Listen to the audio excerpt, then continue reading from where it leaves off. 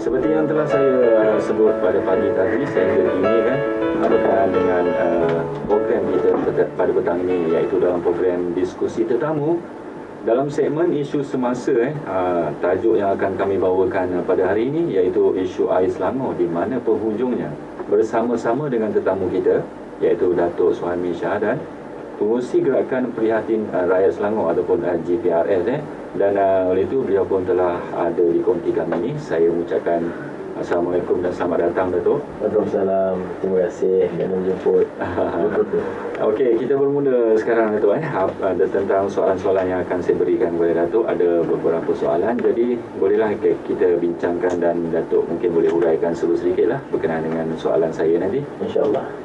Okey, berkenaan dengan soalan pertama ni, Datuk. Boleh Datuk jelaskan sedikitlah perkembangan terkini isu air Selangor yang melibatkan hampir 5.5 juta penduduk negeri Selangor ni. Ramai juga tu. Terima kasih.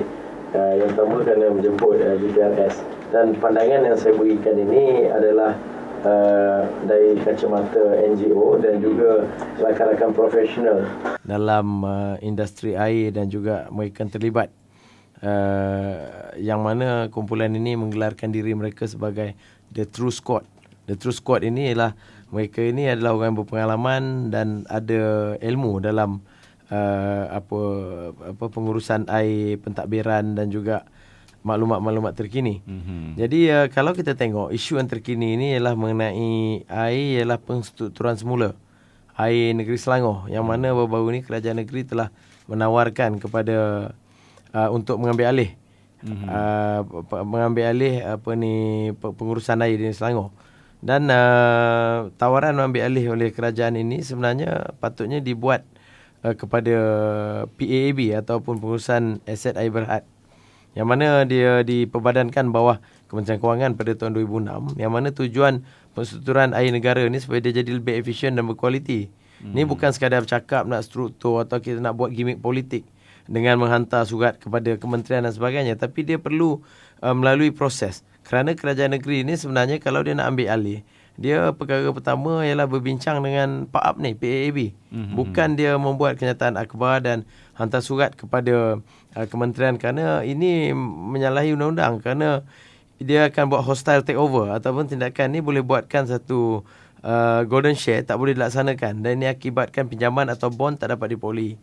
Jadi kalau kita tengok keadaan ini, kerajaan negeri dia tidak melalui proses ini kerana perbincangan tidak dibuat, penstrukturan semula bekalan air, dan sepatutnya polisi-polisi ini perlu disetujui oleh kedua-dua pihak. Dan walaupun ini ialah B2B, business to business, tapi dia melalui satu proses yang telus, dan proses yang perlu dibuat itu ialah proses yang boleh mengakibatkan benda ni berlaku secara telus dan berjalan secara lancar.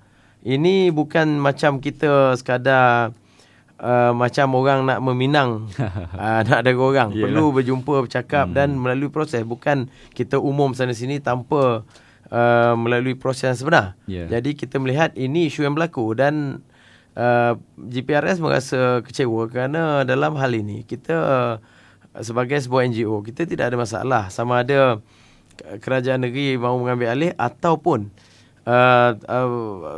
penambahbaikan sejadah. Yang penting pada kita ialah kebajikan rakyat. Yang penting pada kita ialah isu-isu air dan juga satu penyelesaian jangka panjang dapat diambil. Itu yang fokus utama GPRS ni. Okey, itu dia. Tadi Datuk telah terangkan sedikit permulaannya kan, untuk penjelasan Datuk tadi berkenaan dengan hampir 5.5 juta penduduk di negeri Selangor ni. Dari segi saluran mereka lah untuk berbincang berkenaan dengan pengambilan syarikat air Selangor ni. Dan dari saluran yang kita tahu, masih berjalan ke apa macam mana tu, Datuk?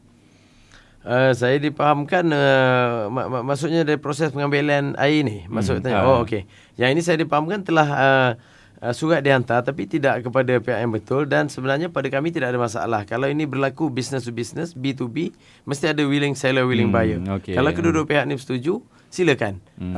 Kami di NGO ini tidak ada masalah dengan mana-mana pihak yang ingin mentadbir urus air, asalkan outcome ataupun result dia. Kerana kita pentingkan kualiti dan servis itu. Servis itu, dan juga nilai akhir yang akan kita terima sebagai pengguna negeri Selangor. Nilai air, kualiti air dan perkhidmatan diberikan. Dan berkenaan dengan tadi Datuk ada bagi tahu tentang True Scout ni True Scout. True Scout ni mereka ni hanya menjaga atau dia meliputi kesemua? Bila isu air ni GPRS kemarin membangkitkan kerana kecewa dengan pentadbiran dan juga cara ditadbir urus dan juga pelibatan kerajaan negeri sebagai mereka yang memegang capex. Jadi dan juga kerajaan negeri pada ketika itu cuba untuk membatalkan atau menahan projek Langat 2 dan tidak ada satu comprehensive plan untuk isu kritikal mengatasi masalah air di negeri Selangor. Jadi bila kami bangkit dalam isu ini, rupanya ramai rakan-rakan kita di negeri Selangor ni terdiri daripada profesional, engineer, mereka yang terlibat dalam pengkoperatan dan sebagainya, yang merasa terpanggil untuk bersama-sama dengan GPRS dan memberikan segala maklumat. Dan mereka menyumbang maklumat ini melalui Facebook, Twitter, blog, menulis terus kepada email saya, ingin berjumpa. Dan akhirnya daripada maklumat yang kami dapati itu ada sebenarnya banyak perkara yang benar dan betul yang perlu kita sampaikan kepada rakyat. Jadi dalam hal ini rakyat tidak tahu dan kumpulan-kumpulan profesional ini pada awalnya tidak mau ke depan. Mereka hanya bersembunyi di belakang tabir dan menyampaikan maklumat-maklumat yang boleh digunakan pakai oleh GPRS selaku NGA. Selaku NGO kita mendesak. Tetapi dalam kebelakangan ini kita nampak makin banyak fakta-fakta tidak benar dan juga maklumat salah telah disebarkan kepada rakyat, dan kumpulan True Squad ini berani ke depan dan telah memunculkan diri mereka bersama-sama dengan GPRS untuk memberikan maklumat dan juga menangkis segala mungkin tohmahan ataupun perkara tidak benar yang berlaku dalam krisis air dan isu air. Sebab kita pun tahu tu banyak sangat macam-macam fitnah dan sebagainya mereka lontarkan melalui saluran media ataupun saluran internet ni lah yang paling banyak saya tengok. Social media lah. Okey. Dan kita begini, kekhawatiran kita kalau satu kebatilan ataupun satu perkara yang tidak benar tetapi dimainkan berkali-kali ataupun dirancang dengan teliti, jadi perkara itu akhirnya akan membuatkan orang percaya. Betul. Dan inilah perlunya True Squad ini. Jadi saya bercakap mementeras mementeras. Jadi kami perlu, kami sebagai NGO boleh bertindak dari segi mendesak, tapi maklumat, fakta perlu datang daripada mereka yang benar-benar pakar. Ini termasuk juga orang yang telah berpencen, yang mana mereka juga terlibat dalam merancang mengatasi krisis air daripada tahun 80-an, 90-an, tahun 2000. Maknanya krisis air ni di negeri Selangor ni untuk mengatasi masalah-masalah air ni telah pun dirancang sejak sekian lama. Bukan kerana 2008 bertukar kerajaan kepada kerajaan Selangor yang ditadbir oleh Pakatan Rakyat dan PKR, PAS dan DAP ni barulah segalanya ingin dibebankan atau diletak situ. Tidak. Ini adalah satu perancangan master plan, perancangan jangka panjang setelah kita mengalami krisis air pada tahun 90-an kemarin, 98 tu. Jadi itu yang kita buat untuk overcome, mengatasi. Dan kebetulan tahun 2008 berlaku peralihan kuasa pentadbiran kerajaan negeri, dan sepatutnya pada saya kerajaan negeri kena menyambung dan juga mempermudahkan segala kerjasama berbentuk kebajikan kepada rakyat ni, khususnya dalam isu air ni, tanpa melihat parti mana dan juga pihak mana. Dan ini yang penting ialah kita pergi pada rakyat, kepentingan rakyat jadi keutamaan. Makna kita kena tolaklah parti ke apa ke, yang penting rakyat selesa dengan apa yang telah diberikan kepada mereka lah.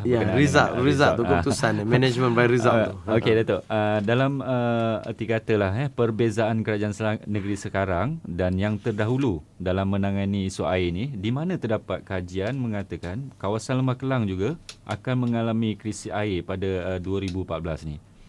Dulu kalau kita tengok pada tahun 98 kita pernah dilanda krisis air yang teruk. Pada ketika itu kita kalang kabut dan kita bangkit dengan segala macam cadangan. Jadi bertolak daripada itu sebenarnya satu perancangan jangka panjang telah dibuat. Tapi saya dipahamkan EPU telah pun memulakan satu kajian strategik dan juga membuat satu perancangan strategik untuk isu air ini bermula daripada akhir 80-an lagi. Dan akhirnya bila ada krisis air, kita baru tengok rupanya di Selangor ini sumber-sumber air yang mana sungai yang boleh dipakai menjadi punca air ni sebenarnya dia makin berkurangan dan habis akan berakhir. Jadi daripada itulah bangkitnya Langat. Percadangan untuk Langat, Langat 2 dan juga ini terpaksa kita beli air daripada Pahang, negeri yang terdekat, yang mana kita tengok krisis air kalau berlaku selepas ini ialah di selatan Selangor. Jadi kita di utara Selangor ni sedikit selamat kerana kapasiti pengeluaran air dan juga sungai yang ada di utara Selangor ni cukup untuk menampung. Ngam-ngam cukup-cukup. Tapi di selatan Selangor dengan pertambahan yang pesat di Ampang, Ulu Langat, dia masuk KLIA, masuk ke arah-arah ini, Balakong dan segalanya. Jadi ini yang perlu penambahan kepada satu loji baru untuk memproses air bersih. Kerana kita bercakap ialah sumber air diguna pakai untuk memproses air bersih. Jadi dua perkara, satu sumber air dan satu lagi loji yang diguna untuk air bersih. Jadi dalam hal ini telah ada satu kajian dan yang terbaik ialah kita ambil daripada Pahang, yang paling dekat, Sungai dekat Semantan. Pahang, Betul. Okay. Tak mungkin kita ambil daripada Terengganu. Jadi bila ambil di Pahang, pada Kerajaan Barisan Nasional ketika itu, mentadbir Negeri Selangor, kita telah pun buat satu Pahang Water Transfer ataupun Langat 2 ni, kerana pada ketika itu rakyat bangkit dan juga pembangkang pada ketika itu hendakkan satu jaminan bahawa perlu ada perancangan jangka panjang yang dibuat oleh Kerajaan Persekutuan, disokong oleh Kerajaan Selangor ketika itu untuk krisis ini boleh diatasi dan tidak jadi kerisauan. Jadi bila kita telah buat planning, perancangan, kajian yang dibuat untuk menampung pertumbuhan sektor perumahan dan industri yang makin bertambah. Jadi ini kerajaan dah mulakan tahun 98. Dia mulakan dengan design, build, finance, O&M, transfer, dan kemudian ini telah berjalan, tapi siapa sangkakan hujan sampai ke petang, sampai kan panas sampai ke petang, rupanya hujan di tengah hari. Jadi tahun 2008 kerajaan telah beralih kepada Pakatan Rakyat di Negeri Selangor. Bila beralih kepada Pakatan Rakyat, pada ketika inilah berlaku beberapa kekangan dan halangan yang mana rakyat perlu tahu sebenarnya untuk mengatasi krisis air ini dibuat bukan kerana kerajaan negeri bertukar 2008 itu, tetapi dibuat sejak daripada tahun 90-an untuk kita menyelesaikan krisis air sehingga 15 tahun akan datang. Ini dah memang termaktub dalam mungkin ada perjanjian dan sebagainya. Telah kita buat dan berlaku perpindahan perlembagaan, berlaku perancangan yang teliti, berlaku proses pengambil alihan tanah, dan yang lebih jelas lagi untuk krisis air ini diatasi telah berlaku terowong telah dibina. Bila terowong ini telah dibina sampai dekat Ulangat ni, itu yang bawah kuasa kerajaan negeri cuba untuk menghentikan kerana mereka melihat bahawa kalau projek ini dijalankan, dia seolah-olah memberi mileage yang besar kepada Kerajaan Barisan Nasional. Sebenarnya bukan itu. Kalau dihentikan, dia akan jadi gajah putih yang lebih besar, kerana ini bukan projek yang melibatkan ribuan, ratusan ringgit, tapi jutaan ringgit. Malah boleh cecah pada bilion. So inilah yang perbezaan dua. Pada saya, kerajaan negeri yang ada patut lebih rasional dan juga bertanggungjawab kepada rakyatnya dan meneruskan projek-projek begini. Kita melihat ada pola begini, senario begini berlaku, yang mana kerajaan negeri yang dipilih yang berlainan parti daripada Barisan Nasional cuba untuk menafikan dan mengenepikan apa saja legasi, pencapaian, kecemerlangan yang dibuat oleh kerajaan BN sebelum ni. Selain daripada isu air, kalau kita selit sikit, kita tengok isu pendidikan pun sama. UiTM dipindahkan, akhirnya orang Melaka yang untung. Kemudian ada lagi yang ditutup, dan termasuk Yayasan Selangor, kolej asrama-asrama ditutup, dan mana ada perancangan yang lain yang dibuat oleh kerajaan BN sebelum itu telah dihentikan.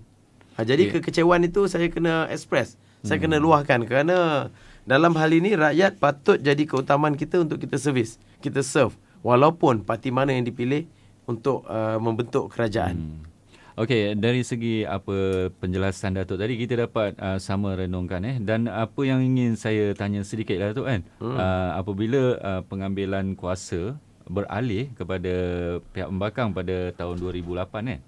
Jadi perkara ni yang dibangkitkan perkara-perkara yang telah ditetapkan dialih. Sebegitukah maksud Datuk tadi? Makna apa-apa yang telah ditetapkan di perjanjian dan sebagainya dialih untuk dibuatkan lain dan sebagainya. Dibatalkan ataupun dihentikan. Jadi di situlah nampaknya ada sedikit toleransi lah, mungkin saya rasa macam itulah. Saya setujulah. Itu perkara yang dia begini, setiap daripada kita akan cuba untuk memunculkan sesuatu yang baru dalam destinasi kita, dalam zaman pemerintahan. In fact, kalau kita sebagai ketua kepada satu organisasi pun, bila kita ambil alih, sudah tentu kita hendakkan legasi, kejayaan dan pencapaian daripada kita sendiri. Ya, betul. Tetapi satu perkara, dalam politik dia tidak boleh 100% begitu. Ya, betul. Kerana dalam politik ini kita harus melihat apa saja yang dibuat itu kesan, impak dan juga mana kumpulan sasar itu. Kalau di negeri Selangor ni, kita tahu negeri Selangor ni negeri yang maju, di Lembah Kelang. Semuanya tertumpu ke sini. Maka pertumbuhan ekonominya akan beri kesan, industri dan sebagainya. Jadi perumahan banyak di sini. Jadi bila saja satu perancangan yang dibuat oleh kerajaan yang terdahulu takut untuk diteruskan oleh kerajaan yang baru dalam pilihan raya, maka kesannya siapa? Kesannya ialah rakyat. Kesannya orang yang tinggal di Lembah Kelang. Mereka mencari pendapatan dan juga mungkin mempunyai rumah ataupun yang memang berulang-alik ke Lembah Kelang.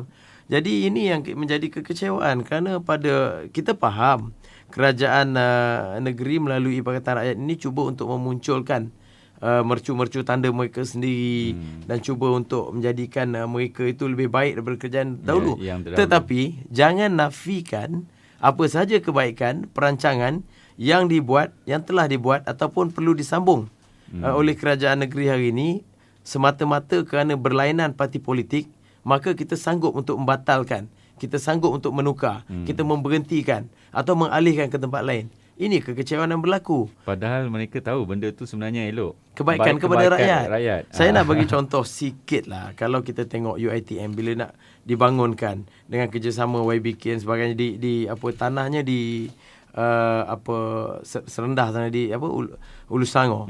Padahal kawasan itu akan jadi catalyst. Kita tengok bagaimana rancaknya UiTM bila dia ada di Shah Alam, sekarang di Puncak Alam. Kerana kita tahu beribu-ribu pelajar, jadi di kawasan itu akan bangun. Tapi bila dengan halangan dan kekangan yang dikenakan oleh kerajaan negeri hari ini, menyebabkan UiTM tu pindah tempat lain. Rugilah orang penduduk kawasan itu. Begitu juga isu-isu air yang hari ini berlaku. Kerana tidak bersefahaman daripada segi politik, cuba untuk menahan. Dan Langat 2 ni dirasakan tidak perlu. Dan yang lebih mengecewakan, saya perlu nyatakan di sini bahawa Yang Amat Menteri Besar pula akan datang dengan idea-idea baru spontan.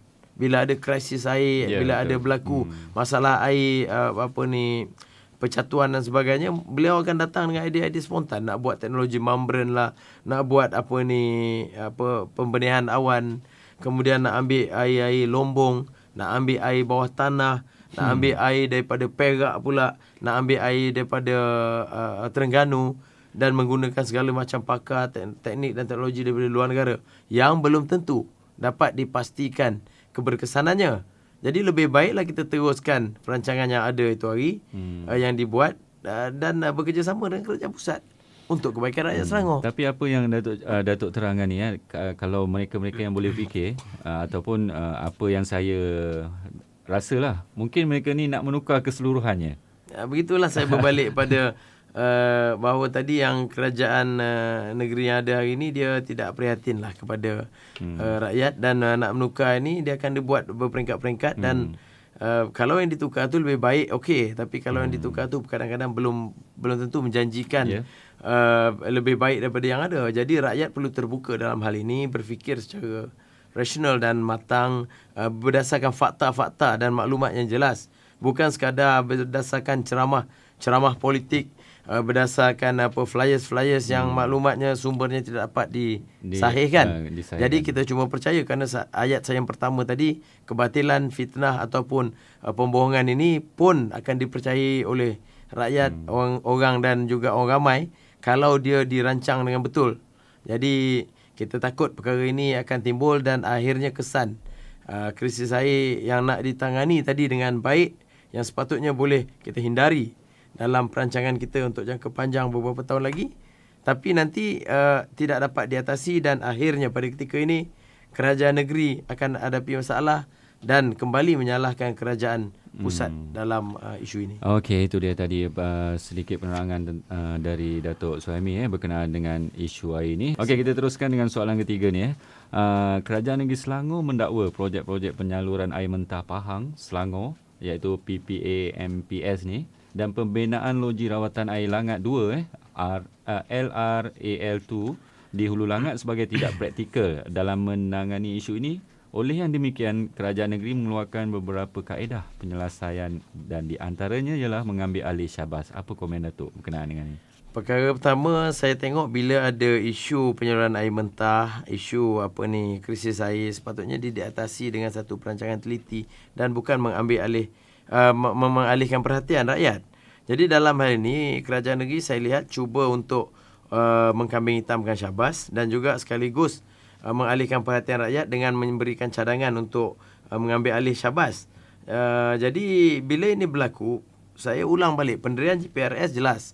Kita tidak ada masalah kerana yang kita perlukan ialah result ataupun servis kepada rakyat. Dalam asas ini kalau betul kita nak untuk isu bekalan air ni sebagai orang bisnes, saya pun bisnes kan. Jadi dia ada 3 perkara utama dalam bekalan air ni, iaitu availability, maknanya ada dan berterusan, reliability, ada boleh berdaya harap, kemudian affordability, mampu bayar. Kalau kita huraikan, availability ni dia ada hubung kait dengan sumber air berterusan dan sesuai untuk bekalan air. Jadi kalau Selangor ni habis, kita kena ada kawasan tadahan baru.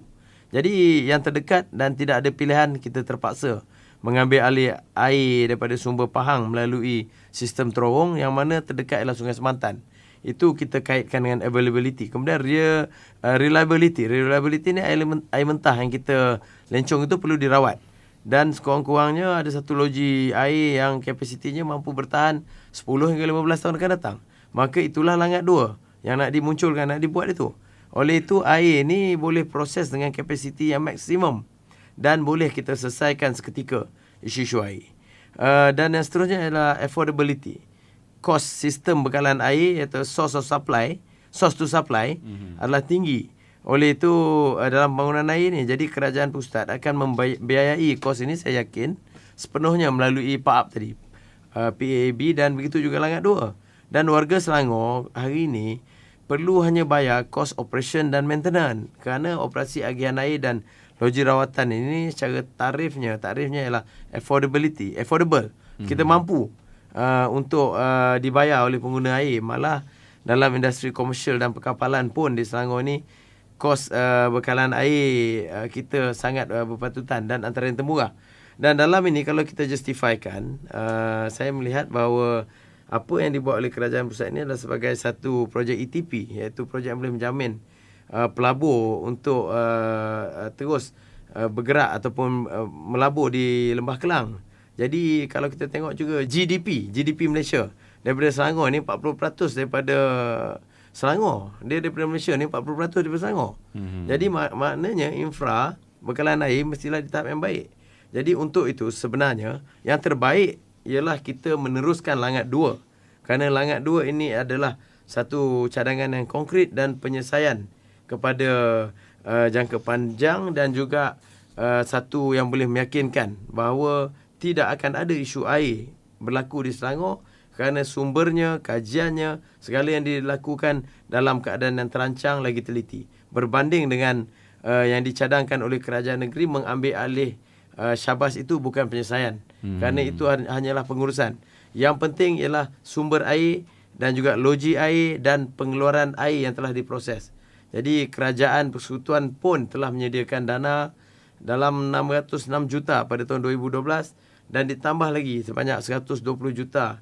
Ini semua adalah untuk mitigasi yang dibuat untuk penambahbaikan kepada kecekapan dan juga kapasiti bekalan air untuk jangka pendek. Yang ini pun kerajaan negeri tidak belanjakan daripada segi capex. Mereka yang tahan atas alasan yang pelbagai. Dan saya pun nak beritahu, saya tengok dikambing hitamkan Syabas, Puncak Niaga dan Tan Sri Rosali ni dijadikan musuh. Dengan dinyatakan secara individu oleh kerajaan Selangor. Sedangkan kerajaan Selangor hari ini ada share 30%. Jadi wakil-wakil kerajaan Selangor ni ke mana? Di mana? Dalam Syabas. Mereka lah yang patutnya bersama dan menyuarakan. Saya dipahamkan untuk isu-isu air ni, Syabas telah pun maklumkan kepada kerajaan negeri setiap kali capex yang perlu dibuat dan juga kalau akan berlaku krisis air mereka dimaklumkan awal. Dan dengan harapan kerajaan negeri akan cuba untuk membantu daripada capex dan juga ambil satu perancangan jangka panjang. Tapi nampaknya ini tidak berlaku. Yang berlaku adalah kerajaan negeri sangat bercita-cita, sangat berminat untuk ambil alih pengurusan air. Jadi sekali lagi keseluruhan. Ini bukan penyelesaian terbaik.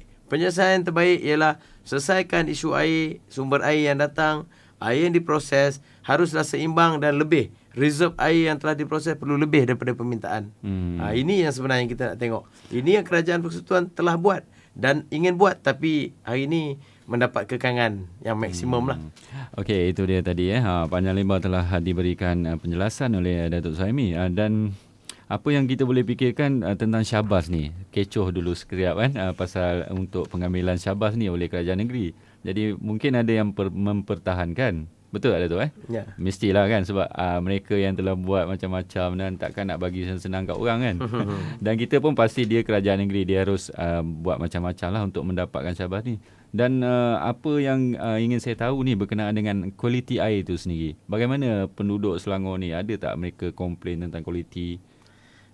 Banyak sungai-sungai di Selangor ni dia telah dikategorikan sungai mati. Jadi sungai yang hidup tu maknanya sungai yang airnya boleh diambil dan diproses.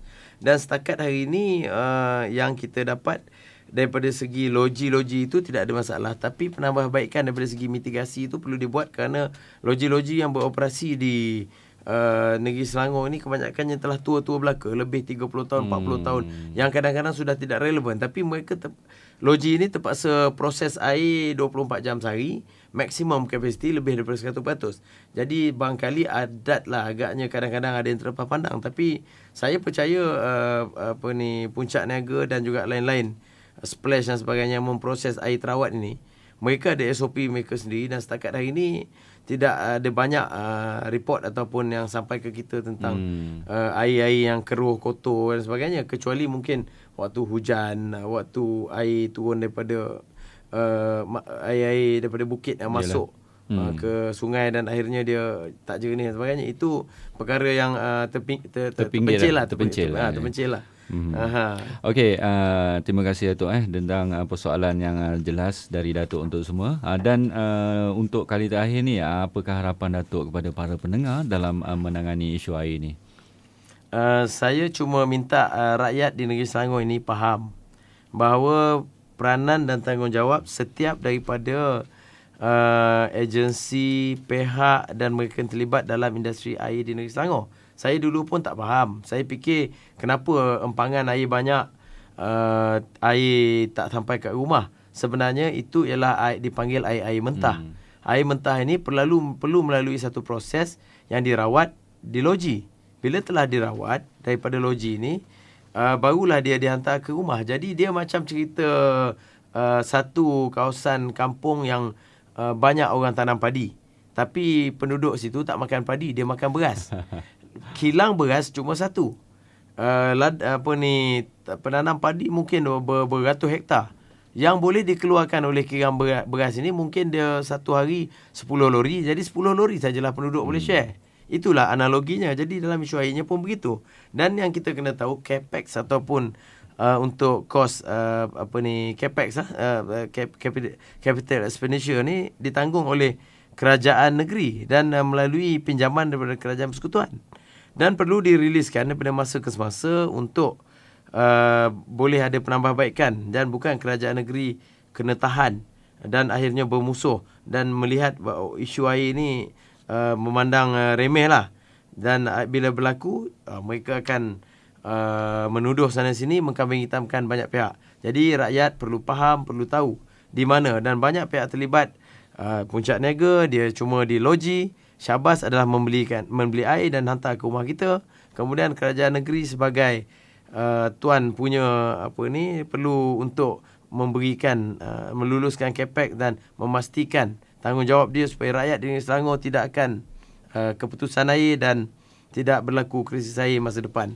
Bila rakyat faham, kita boleh tahu siapa yang bertanggungjawab. Dan kalau dalam hal air ini, kalau rakyat melihat bahawa ada keperluan untuk kita sebenarnya berhadapan, kalau kita akan berhadapan dengan krisis air akan datang dengan fakta-fakta yang diberikan dan juga kerajaan negeri tidak mengambil apa-apa tindakan, maka lebih baiklah kita pilih kerajaan negeri yang lebih prihatin dalam pilihan raya akan datang, yang boleh menjanjikan bahawa penyelesaian berterusan, jangka panjang dan penyelesaian kepada krisis air akan datang. Jadi itulah pandangan dan pemerhatian saya.